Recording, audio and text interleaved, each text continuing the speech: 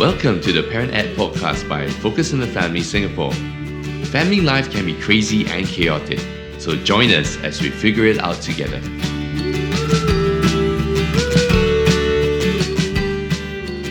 Hello and welcome to the Parent Ed podcast. My name is June and I'm your host for this episode. In each episode of the Parent Ed podcast, we'll be tackling questions that parents are asking about family life, parenting, marriage, work life, and more. We'll be speaking with everyday parents and practitioners as they share with us their experience and practical ideas.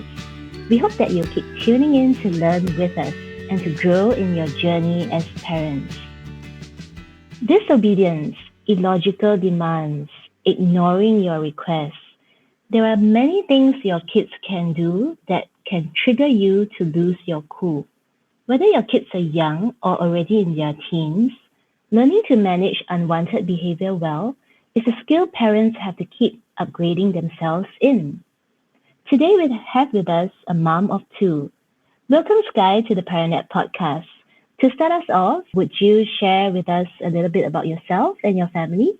Hi, June, and hi, everybody. I'm a mom of two, like June mentioned. My kids are aged 6 and 11. I'm a very interested parent. I do a lot of research on parenting, and I also contribute to parenting and marriages articles, and I do a bit of speaking as well to train people in parenting and marriage. Welcome to the show, Skye. Thanks for making time to join us. Now, let's talk about the different triggers first. Everyone gets triggered by different things, right? And not just in our parenting. We all have pet peeves, bugbears, and topics that we are just not so inclined to be very patient in. Could you share with us what are some triggers you have as a parent? And have they changed over the years as your kids grow older? I think that when I first became a mom, like 11 years ago, one of my biggest trigger was when you're out and you're a toddler and you want to do something, but they just wouldn't want to do what you want. I think that like most parents, I came into parenting almost expecting our kids to respond like adults. Like you ask them to do something and they would do it, but it normally doesn't happen that way. So I used to be really triggered when they wouldn't walk to this shop in the mall. Instead, I want them to go to a shop and they want to go somewhere else. Or I would like them to eat the same meal as me, insist on ordering other things.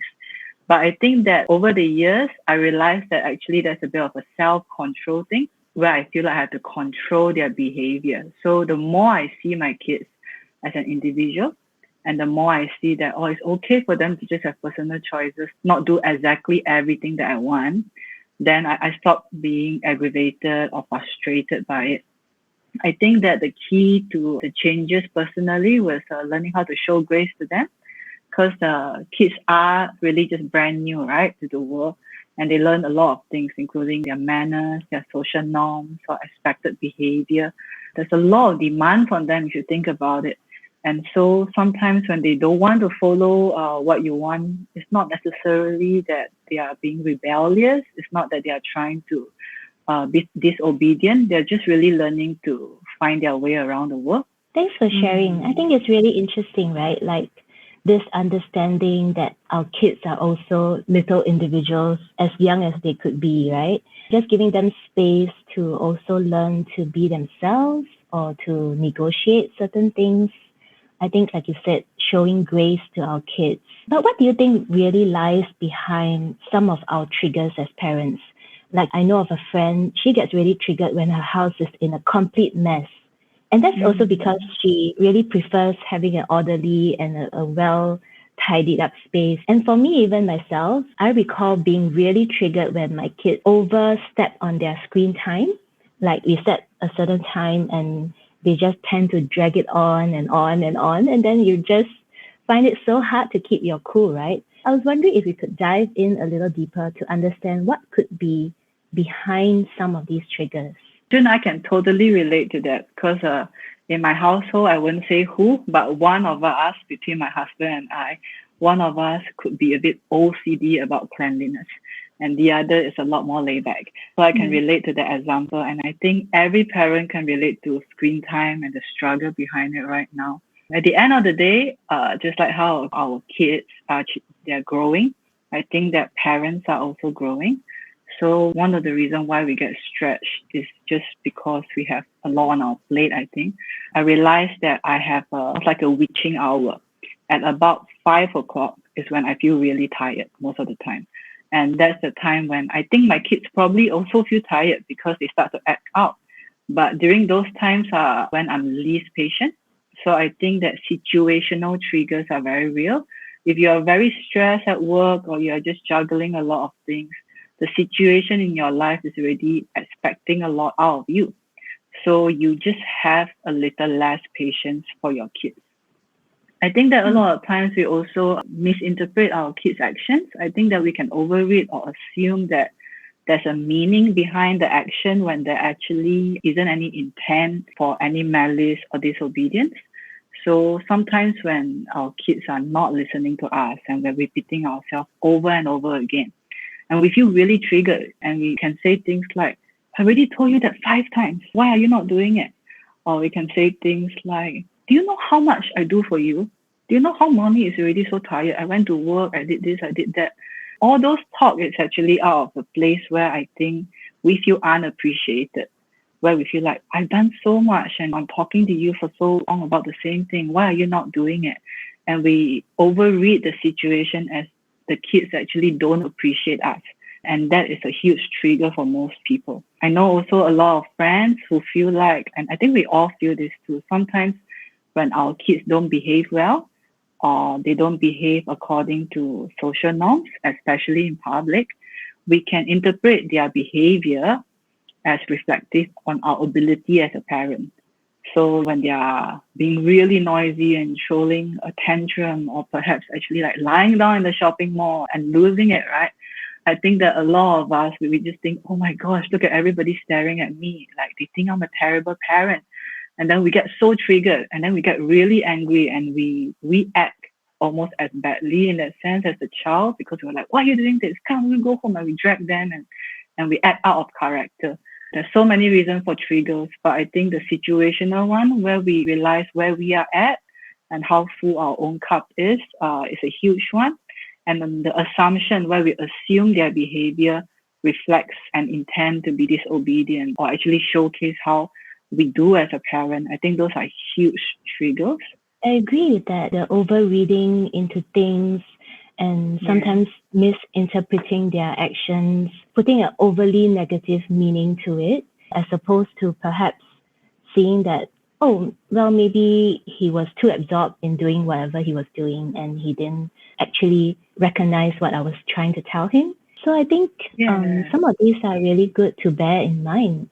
I wonder if we could actually learn to have a more compassionate response in such a situation. For example, the one you mentioned about your young child sprawling on the floor, kicking and screaming in public, right? I mean, I think that's perhaps almost like a rite of passage for every parent. And it's really tricky to deal with, like trying to keep your cool in a public place. I wonder what we could do to kind of help to bring down our internal temperature a little bit in such a situation. I think that is helpful for us, just like how we teach our kids, like, oh, if you're angry, don't hit anybody, you count to 10, things like that. So I think that things like that, like stopping and just pausing yourself. And if you need to count to a certain number, just do that. I think that another thing that helps grounds you a lot is to almost like bring your world to be smaller again. So I think that when our kids act out in public, suddenly it feels like this situation is more than just me and my child. This situation is all these people looking at me. But in those moments where we can react and respond to other people's stares and comments, I think it's important to shrink our world to be back smaller again, where this is just me and my child. And if you can just focus on the fact that it's actually a situation just between the two of you guys, I think that helps calm you down to just deal with it. I know that we say things like lose face and stuff like that. That kind of over consciousness about what people may think or what they might be saying about you is something to lose immediately. And if you can lose that and just not care about it and go back to the fact, okay, my child is in distress, I am the parent, how do I help? I think that helps around you, because then you don't need to worry about what everybody else is thinking of, and then you don't take it personally, like what are they thinking about me. You just cut that off and bring your world back to a smaller world. It's just me and my child. What do I do now? And I think it's also important to remember that at the end of the day, you really do just have this one period with your child where they are that small. And however you respond to them when they are distressed, that is actually setting an example for them on how they are supposed to respond, how they are supposed to act when they are distressed, or when one day they are a parent, what they're supposed to do when their kids are distressed. So seeing that there's a longevity to your action, seeing that it's not just a once-off, like I'm angry, this is a terrible situation, I'll just deal with it, and then there's no consequence, which is not true. There's always consequence, right? So if we can see that however undesirable the interruption to your day is, you can see that it's really just that blink in that long line of however many years you get to have your child as yours. I think that helps give you some perspective. Wow, I really like that thought. It's like seeing the difficulty of the now, but also seeing that how you choose to respond in that situation could perhaps have a longer lasting consequence, and there is a big picture indeed to keep in mind. Yeah. I think this really makes it all the more worthwhile to perhaps invest our time or our energy just trying to understand what could trigger us or what could trigger our children, and then trying to learn from all these experiences as well. I think something that I'm passionate about is the idea of personal wholeness. I don't know if you feel this too, Jun, but I think that when I got married, of course it's wonderful. I love my husband. I think we have a great marriage. But when I got married and you live 24/7 with somebody up close, then you realize, wait, there are some undesirable traits about myself. Actually, I'm impatient about this, or I'm very exacting about how I do certain things. And you realize things, right? It's almost like this mirror thing, like your child is your mirror, where every negative trait, so to say, that they have, you see it as a reflection of yourself. Or some parents also get fearful about certain maybe characteristics about themselves that they don't think is good, like whether that will be found in their child. I think that parenting forces you to be in a place where if you want the best for your child, then you seek to be whole personally, and you seek to deal with any past hurts or any triggers in your own life from how you've been parented. Because very easy, I think that if we are not conscious of how we parent, we normally actually just parent the way we were parented. And our parents, bless them, I know they all did a great, amazing job and they tried their best, but we can all keep growing and get better, right? So if you don't deal with any hurts or disappointment you had as a child, or any lack that you might not have been able to receive from your own upbringing, I think that is where it's dangerous, because we will parent out of that lack and we will pass on the same fear or the same disappointment, or even be triggered by certain things. Like if mom was really particular about cleanliness, I know we talked about that just now, but if mom was really, really particular about cleanliness, like when you spill things, she would scold you, not like help you, but like, why you like that, kind of things. And that's the home you grow out in. I think that if you never deal with that, if you never deal with that little child who was first hurt when your parents said things like, why do you do that? Why you always like that? If you never deal with that kind of hurt, then when your child does something, you will automatically pass your trigger onto them, like, why you do that? And you will talk almost in the same way. I think being a parent means that you constantly grow, and you have to recognize what are the areas you need wholeness in, you need to grow past your own disappointment and your own fears and things like that. I think those are really pertinent points for us to all think about and to grow in our own self-awareness in. I wonder if you could share with us a practical tip on how perhaps we can try to resolve some of these past hurts that we may have grown up in as a child, or we may have received as a child. Would it be like just speaking it out to our own parents or to a friend? I think one first step is actually to give yourself almost like self-care, and that's not just a spa or having alone time, but having alone time that is a quality time where you actually can look back on your childhood and just think, were there times when I was actually really disappointed, or I was actually really hurt by something my parents, they tend to do again and again. And if you give yourself space to acknowledge that, I think that's a huge first step, because then you are aware that, oh, okay, that was a problem for me, even though maybe I never articulated it. Because very often as kids, when things happen to us, I don't think we process it and we don't articulate it. So perhaps as an adult, you might not have even realized that, oh, actually, that thing that my parent did, it did affect me. So giving yourself that time to think through it, that's a great first step. And then when you realize what it is, and I'm not saying that everybody will have something, but maybe there's something small or big for most people. And when you realize what it is, to actually try to articulate. And it's almost like drawing that mind map, like just to use an example on cleanliness, because we mentioned that, or like maybe a core memory of you were disappointed as a kid was when I spilled the milk and I got scolded and I got caned, and then you put that on the mind map, and you continue like, how did I feel? I felt really alone. I felt really isolated. And then you keep going, like, what did it teach me? It taught me that I have to always get things right. Otherwise, love will be withheld from me. Then asking, do I believe that now as an adult? Oh, am I very performance driven? What do I expect of my kid? Do I expect that they don't make mistakes? So it's almost like finding the spider in your life, the core memory that has stayed, and then seeing all the cobwebs that spider has spun, even now as an adult. That can be done alone. It can be done definitely. I think it should be done alone at first, but after that, you should articulate it with your spouse or someone you really trust. And then there has to be a decision to just forgive whoever you need to, and also just forgive yourself. I think that sometimes when things happen to us as kids, the way we internalize it is that there's something wrong with me.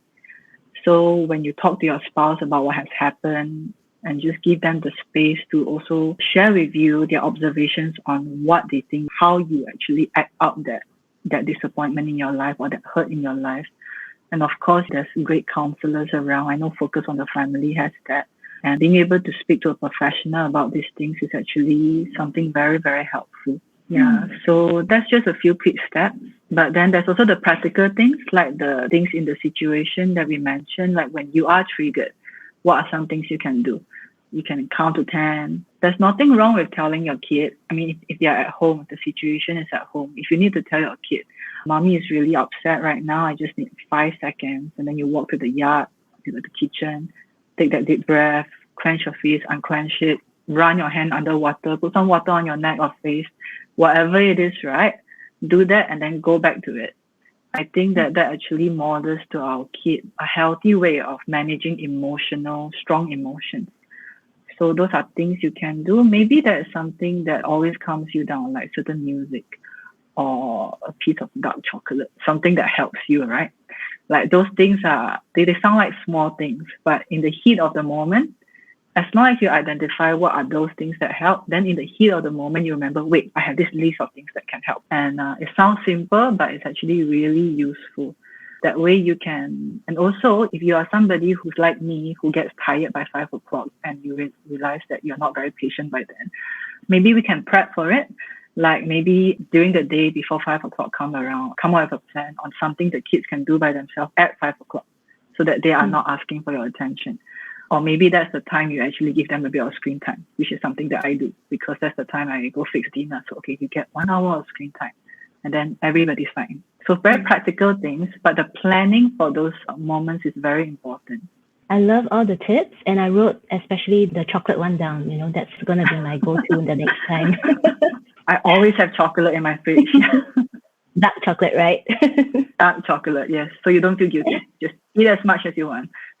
And I also think the mind mapping tool is quite useful, just to explore a little bit about our own upbringing, some of our beliefs that may be so entrenched that we find it hard to identify. Writing it down is indeed a good and helpful first step to knowing ourselves better, and thereafter being able to control our emotions better as well. Thanks for sharing all these tips, Skye. Perhaps we could move on to what happens when we really do lose our cool. What then? Those tips that you said earlier is about trying to lower our temperature, right? Get back to calm. But what if we've already blown it, How then do we repair the situation? Well, I have lots of practice with blowing it. So this is what I do. I go back to my kid after and I explain it very briefly. Because my kids, their age gap is 5 years, right? So I always have to keep it a lot more simple to make sure the younger child understands. So I would say something as simple as, just now when I raised my voice, I was feeling very frustrated. and I'm really sorry I did that. And then we'll talk through it. Like most of the time, to be honest, kids are very black and white. You say sorry, they're like, okay, mommy, and they're fine. I think that when they hit the tween and teen stage, that's where they need a lot more dialogue, where you have to go through things like why you did what you did, how did it make you feel, and all of that. I think something that helps is ending the conversation almost on a debrief note with a point on what we can do the next time this happens. So something I do with my kids is like, okay, the next time this happens, I give them permission. You tell me, mommy, you're getting angry, and I will calm down. So it's because, when you lose your temper at your child, in a way, it's very disempowering for them. So going back to revisit the situation and then giving them something that they can do the next time it happens, I think that helps them feel like, okay, power that's been taken away from me. I don't feel small anymore because mom has just enabled me to understand what has happened a bit more, and I know what to do the next time it happens. I think that helps. So there's no guesswork. I think what we want to avoid is that our kids should have as few situations as possible where they feel like, I don't know why you're doing what you're doing in a bad way. Like, why are you feeling so angry, or why are you so frustrated, or why do you slam the door? Then when they don't know what is happening, I think that's when they feel confused and lost. And our job as parents is to go back to those situations, even when we mess up, and then try to take that lost feeling out of them. I think that's really helpful. As parents, we will definitely mess up, and some days will be harder than others. But like you mentioned earlier, sometimes we just need to take a step back, breathe, and be a little bit gentler on ourselves. Yeah. Not every day is bad, and not every moment is terrible. We can have moments that are filled with peace and joy as well. Yeah. So, thank you so much for sharing with us all your tips and experiences, Skye. I think our listeners have also learned a lot just through this brief podcast. So as we close today's podcast, do you have any last words or insights to share with us? I think that it's always useful to remember that great parents are not made overnight, and we should avoid comparing ourselves to other parents, because once we start comparing, then you will feel worse about yourself. I don't think comparison ever really make you feel better about yourself for the long run. You normally end up feeling worse. So show yourself grace to keep growing.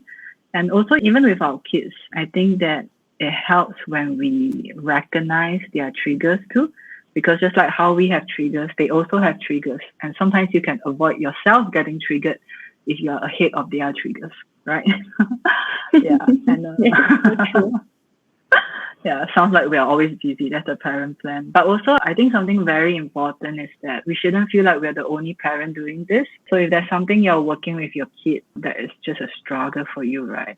You have to involve your spouse in it and to get them on board so that you don't feel like you're alone. I think that everybody is triggered when you're in a struggle and you feel alone, you will be triggered more. And we can even get our kids on board for things. Like, to go back to the same example, like if the 5 p.m. thing is a thing for you, then what you can do with your kids, like, by this time I'm really tired. Do you get tired too? Okay, what can we do at this time so that we don't end up getting grumpy before dinner? And that way it feels like the whole family is one team, not like I'm the only person trying to make everything happen. So there's many things that we can do to try to avoid and losing our joy in the process, because at the end of the day, parenting is something that we get to do. I know it feels like we have to do it, and there are times when it will feel like, I just have to do it. And there are those moments. But at the end of the day, it's a joy. We get to do this. We get to have these kids with us for however many years we do, and then they're going to be their own adult and grow up. This time would never come around again. So show yourself grace and always involve your spouse.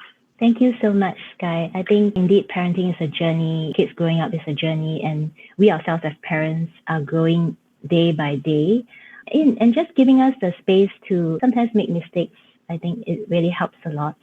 And as you shared earlier, having a plan to deal with certain difficult scenarios, or the witching hour, as you call it, can really help as well. I also like what you mentioned about having a debrief at the end of a difficult moment, perhaps just to come up with ideas on what the child or even you could do next time. I think these are really practical tools that we can put in place in our everyday just to help us through some of the more difficult moments. Thank you so much, Skye, for your time today. For those tuning in, we hope you have gained a lot as well in terms of tips and things to do when you get triggered the next time. And I'm sure you have been reminded today that you are definitely not alone in your parenting struggles. If you are looking for more parenting resources, do visit our website at family.org.sg.